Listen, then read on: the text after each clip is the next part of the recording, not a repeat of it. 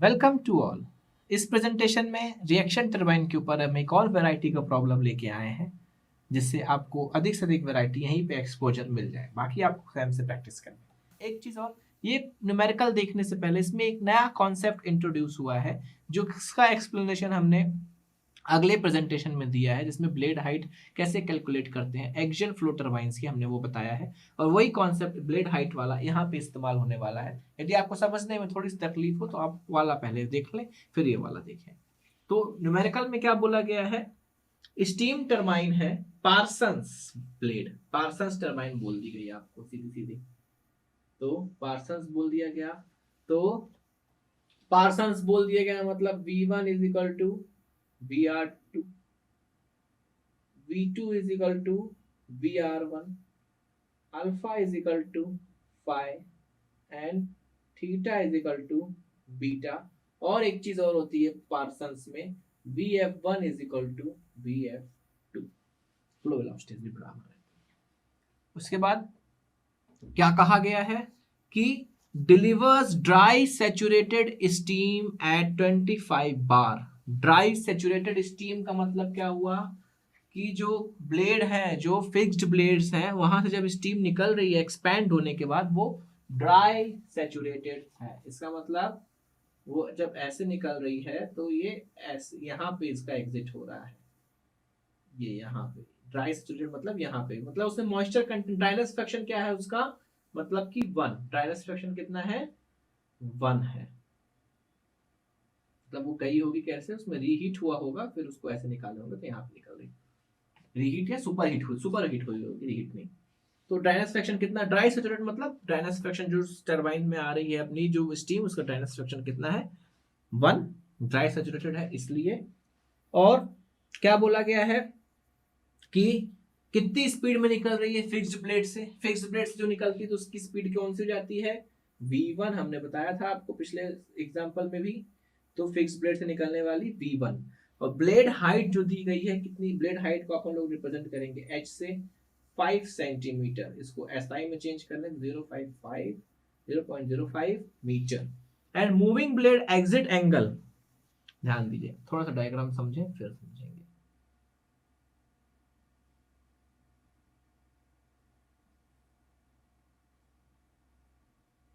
V1, VR1, VF1, alpha, theta, U, VW1।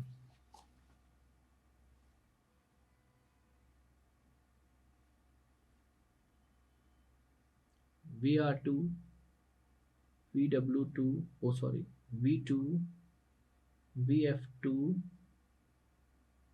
phi, beta, U, VW2। Direction ध्यान दीजिए।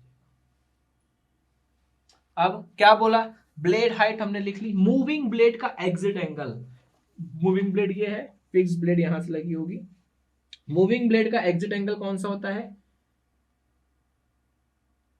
Phi. Moving blade का exit angle phi, तो phi दिया है अपने को कितना, मूविंग ब्लेड का inlet angle theta, exit angle phi. हमने इसी टर्मिनोलॉजी से यूज करी कि अल्फा बीटा वाला जो टर्म होता है वो एक साथ यूज होता है। तो अल्फा बीटा वाला क्या है, फिक्स्ड ब्लेड या नोजल का इनलेट और फिक्स्ड ब्लेड का एग्जिट हो गया। और थीटा और फाई क्या हो गया, वो एक साथ यूज होता है। जनरली अपन लोग अपने इंजीनियरिंग में थीटा फाई एक साथ इस्तेमाल करते हैं एक सीरीज के।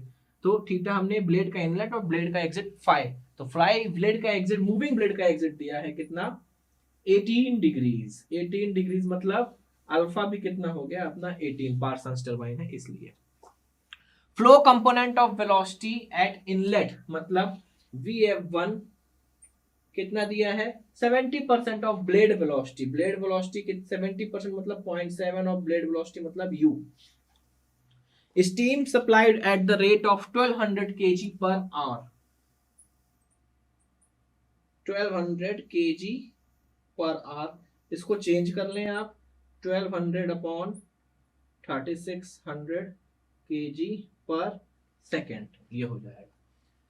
Neglecting the blade thickness calculate, क्या क्या कैलकुलेट करना है अपने को, पहला टू फाइंड क्या क्या करना है, रोटेशनल स्पीड इन आरपीएम, मतलब एन निकालना है, रोटेशनल स्पीड इन आरपीएम, कितनी स्पीड से टरबाइन रोटेट हो रही है। पावर डेवलप, दूसरी चीज क्या निकालनी है, power developed in kilowatt, in kilowatt, जिस यूनिट में पूछा होगा उस यूनिट में निकालिएगा।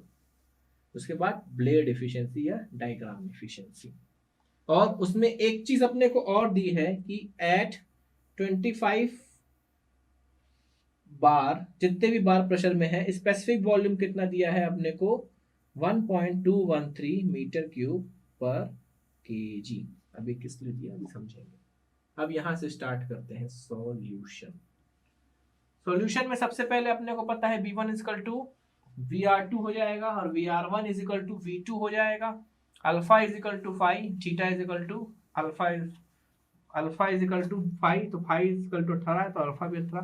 तो अपन लोग पावर निकालनी है, सबसे पहले VW1 कैलकुलेट कर लें, V1 cos अल्फा से कैलकुलेट कर लें, तो VW1 is equal to 120, V1 कितना था 120, cos अल्फा अपने को मालूम चल गया 18 डिग्री, तो VW1 अपना कितना आएगा यहाँ से 114.126 मीटर पर सेकेंड, ये अपना आ गया VW1। उसके बाद VF1 भी कैलकुलेट कर सकते हैं, अपने पास V1 और साइन अल्फा है, तो VF1 is equal to V1 sine alpha, तो VF1 is equal to VF1 is equal to V1 कितना है 120 साइन 18 डिग्री, सॉल्व करेंगे तो V1 इज इक्वल टू कितना आएगा अपना 37.08 मीटर पर सेकेंड, और ये किसके बराबर होगा, VF2 के भी बराबर, क्योंकि रिएक्शन टरबाइन पार्सन्स है। अब VF1 इज इक्वल टू कितना बोला है 0.7 ऑफ U, 70% ऑफ U बोला गया है ना, कहाँ गया ये, तो U इज इक्वल टू कितना हो जाएगा, देखिए U इज इक्वल टू कितना VF1 अपॉन या VF2 अपॉन 0.7, तो U यहाँ से अपना निकल जाएगा, सॉल्व करने पे कितना निकल जाएगा 52.97 मीटर पर सेकेंड, अपना क्या आ गया U आ गया। तो सबसे पहले अपने को पावर निकाल लेते हैं, पावर अपनी अब निकल जाएगी बहुत इजीली। पावर निकालने के लिए पहले अपने को VW2 भी तो चाहिए होगा, VW2 निकाल लें, VW2 इज इक्वल टू कितना हो जाएगा VR2 cos five minus U, cos 5 minus U ऐसे निकलेगा ना, देख लीजिए चाहे तो, cos 5 इज इक्वल टू कितना होगा this plus this upon this, VR2 अपना कितना है VR1 के बराबर है, तो VW2 is equal to VR2 कितना है VR1, VR2 कितने के बराबर होगा पार्सन्स में V1 के बराबर, cos और फाई अपने को दिया है कितना फाई 18 डिग्री, माइनस U भी अपने पास आ गया 52.97, अब सारी वैल्यूज पुट कर दो, VW2 is equal to V1 कितना 120 cos 18 माइनस 52.97, सॉल्व करिए VW2 निकालिए, कितना आएगा VW2 आपका 61.156 मीटर पर सेकेंड। तो अब यहां से पावर अपन लोग बड़ी आसानी से निकाल लेंगे, power is equal to m dot VW1 plus VW2 into U। m dot कितना है अपना केजी पर सेकेंड में लेना है, ध्यान दीजिएगा 1200 अपॉन 3600, ठीक है, ये अपना हो गया m डॉट। अब यहाँ पे VW1 कितना आया था अपना 114.126 प्लस VW2 61.156 इंटू U कितना आया 52.97। अब इसने किलोवाट में पूछा है, तो अपने क्या करेंगे 1000 से डिवाइड कर देंगे, तो अब इसको सॉल्व करेंगे तो पावर इज इक्वल टू कितना आएगा अपना 30.94 किलो वाट, ये आ गया पावर। तो अपन ने क्या क्या निकाल दिया, पावर निकाल दिया। अब यहाँ पे जो मेन कॉन्सेप्ट n कैसे निकालें, यही दिमाग लगा, यही इसकी वैरायटी है। n देखो अपने को पता है U is equal to pi D mean n upon 60 होता है, अपने पास U है, अगर डी मीन रोटर की डायमेंशन, रोटर की अगर हम लोग मीन डायमीटर निकाल लें तो अपने को क्या मिल जाएगा, रोटर की रोटेशनल स्पीड मिल जाएगी, यू अपने को पता है, पुट कर देंगे। लेकिन अब मीन डायमीटर कहाँ से निकालें भैया, मीन डायमीटर का तो कुछ बताया ही नहीं। अपने को पता है मास फ्लो रेट कितना होता है, mass flow rate is equal to कितना होता है, मास फ्लो रेट गिवन है ना अपने को, मास फ्लो रेट गिवन है, तो अपने को पता है मास फ्लो रेट कितना होता है, रो ए वी। एक याद करिए, हमने इसके पहले एक क्वेश्चन कराया था जहां पे मास फ्लो रेट हमने लिखा था, उसमें एरिया, अब एरिया और वेलोसिटी कौन सा लेना है ये बहुत डिपेंड करेगा आपको, ध्यान दीजिए। हमने इसके पहले क्वेश्चन कराया था, वहां पे एरिया हमने कौन सा लिया था, नोजल का एग्जिट एरिया हमने लिया था, क्या लिया था, नोजल का एग्जिट एरिया हमने लिया था। तो वेलोसिटी हमने कौन सी ली थी, नोजल्स की जो एब्सोल्यूट वेलोसिटी ऑफ स्टीम थी वो हमने सेलेक्ट करी थी। लेकिन अगर हम चाहें, मान लीजिए अपना ये ऐसा रोटर है, मेन रोटर, और ये इसकी ऐसी है, यहाँ पे इसमें ऐसे ब्लेड्स लगे हैं, तो इसकी मीन डायमीटर जो होती है, जो इसके बीचों बीच से जाती है इसको बोलते हैं मीन डायमीटर। तो मीन डायमीटर अपने को निकालना है, तो एरिया क्या हो जाएगा, और ये वाली जो डिस्टेंस होती है इसको बोलते हैं ब्लेड हाइट। तो अगर अपने को रोटर का एरिया निकालना है तो एरिया कितना हो जाएगा, पाई डी एम एच हो जाएगा, पाई डी एम इंटू एच। अब अपन ने रोटर का एरिया निकाल रहे हैं, तो वेलोसिटी कौन से लेंगे, जब रोटर पे स्टीम आ चुकी है तो रोटर पे स्टीम का फ्लो कौन करा रहा है, कौन सी वेलोसिटी हेल्प कर रही है रोटर पे फ्लो कराने के लिए, फ्लो वेलोसिटी। तो अगर ये वाला एरिया लेंगे तो फ्लो वेलोसिटी लेंगे, आप लोग ध्यान दीजिएगा, ठीक है। तो रो पाई डी एम एच ये आपका हो गया एरिया, और वेलोसिटी कौन सी, वी है। तो मास फ्लो रेट अपने को पता है। अब रो कहां से निकालें, अपने को पता है कि रो इज इक्वल टू क्या होता है, 1 स्मॉल न्यू, इसको क्या बोलते हैं, स्पेसिफिक वॉल्यूम। और अगर इसको और डिफाइन करें तो 1/x new, specific volume. x क्या होता है, ड्राइनेस फ्रैक्शन, यहाँ पे क्या बोला है कि स्टीम जो है आपकी ड्राई सैचुरेटेड है, तो रो इज इक्वल टू क्या हो जाएगा अपना 1 स्पेसिफिक वॉल्यूम, इसीलिए स्पेसिफिक वॉल्यूम आपको यहाँ पे गिवन है। तो आप कुछ नहीं, वैल्यू पुट करें, मास फ्लो रेट कितना है 1200/3600 इज इक्वल टू, यहाँ पे यूनिट कितनी, 1/1.213 इंटू पाई डीएम अपने को निकालना ही है,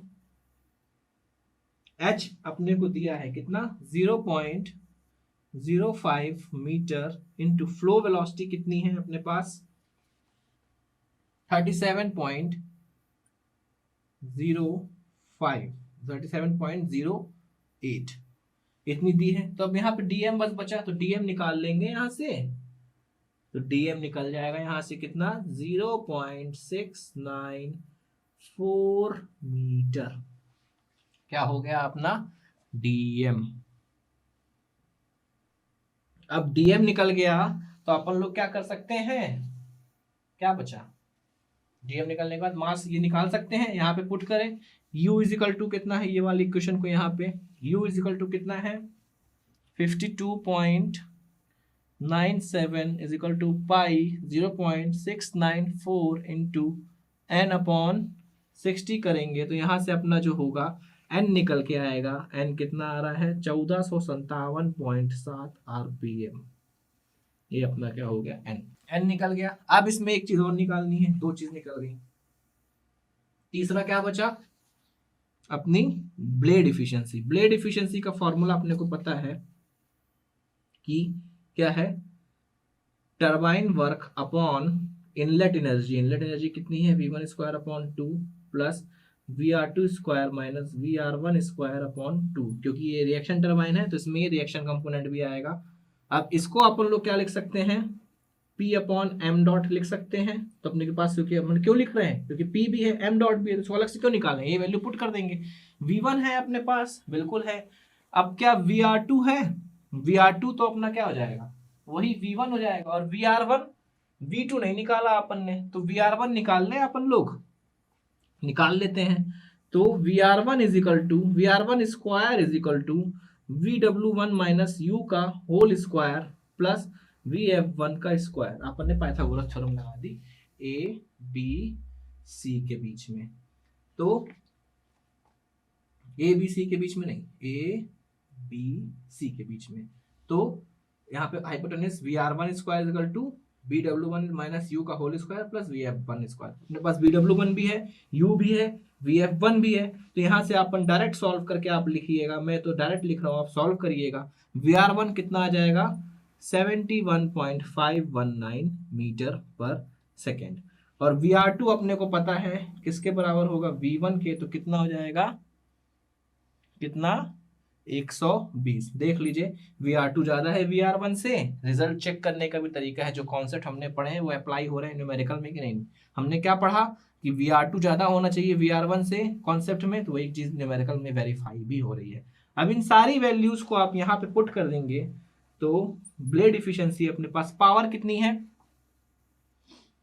पावर कितनी है 30.94, तो उसको किलोवाट में ना करते हुए आप सिंपल रख लीजिए 30.94 into 10⁻³ upon mass flow rate कितना हो जाएगा। ऐसा यूनिट में रखेंगे तो आंसर गलत होने का चांस ही नहीं है।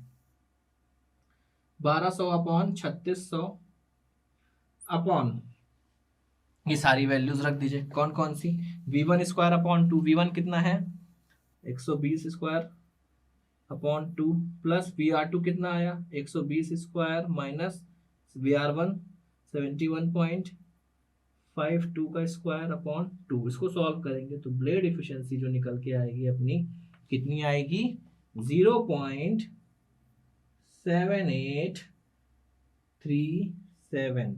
इसको क्या लिख सकते हैं अपन लोग 78.37%। देखिए ब्लेड इफिशियंसी भी इसमें ज्यादा आ रही है, इम्पल्स में 65-70 के रेंज में आती थी, 60 से 65 के रेंज में, यहाँ पे अपनी 78% के अराउंड इफिशियंसी आ रही है। आई होप ये न्यूमेरिकल आपको समझ में आया होगा और आप आगे के न्यूमेरिकल खुद से प्रैक्टिस कर पाए, सॉल्व कर पाए। Thanks for paying your attention.